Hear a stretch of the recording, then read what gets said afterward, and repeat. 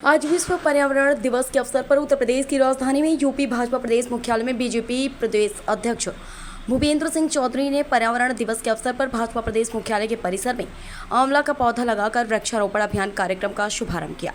प्रदेश अध्यक्ष के वृक्षारोपण के बाद प्रधानमंत्री नरेंद्र मोदी की 11 साल के कार्यकाल पूर्ण होने पर अब यूपी भाजपा प्रदेश भर में एक अभियान के तहत वृक्षारोपण अभियान को चलाएगी।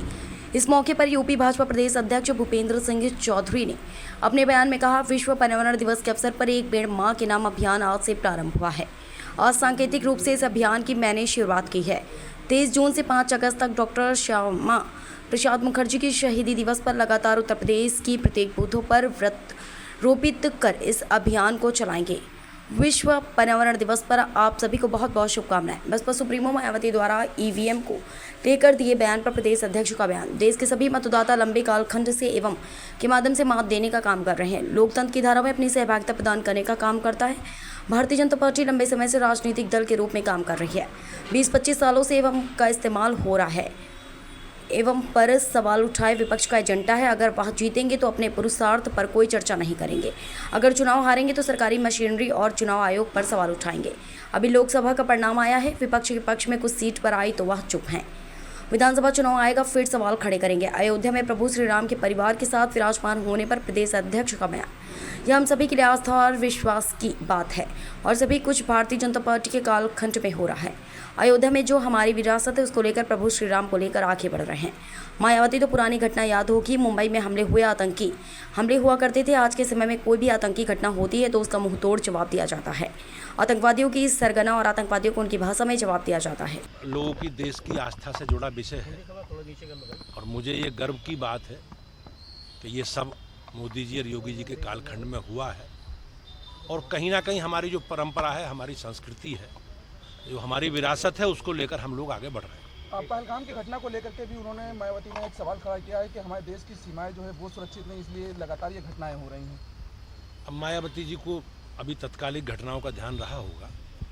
आप पुराने अगर इतिहास में जाएंगे तो किस प्रकार से मुंबई में हमले हुए, किस प्रकार से देश के अनेकों भागों में बम विस्फोट हुए और किस प्रकार से कहीं आतंकवादी घटनाएं लगातार होती थी।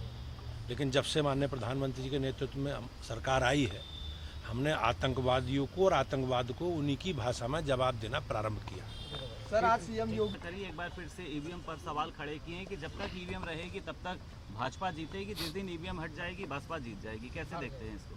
अब आपने देखा, हम लंबे समय से देश के सभी नागरिक मतदाता भाई बहन लंबे कालखंड से ईवीएम के माध्यम से अपने मतों का प्रयोग करके इस लोकतंत्र की धारा में अपनी सहभागिता प्रदान करते रहे। भारतीय जनता पार्टी हम लंबे समय से देश की राजनीति में है, चुनावी राजनीति में है। आपने देखा होगा, मुझे लगता है कि पिछले 20-25 वर्षों से ईवीएम का इस्तेमाल हो रहा है। 2002 के चुनाव, 2007 के चुनाव, 2009 के चुनाव, 2012 के चुनाव, लंबे कालखंड तक ईवीएम से हुए हैं और अब तक हो रहे हैं। ये विपक्ष का एक एजेंडा है कि जब जीतेंगे तो अपने पुरुषार्थ से जीतेंगे, उसकी कोई चर्चा नहीं करेंगे। जब हारेंगे तो ईवीएम, सरकारी संस्था, सरकारी मिशनरी सबको दोषारोपण करेंगे।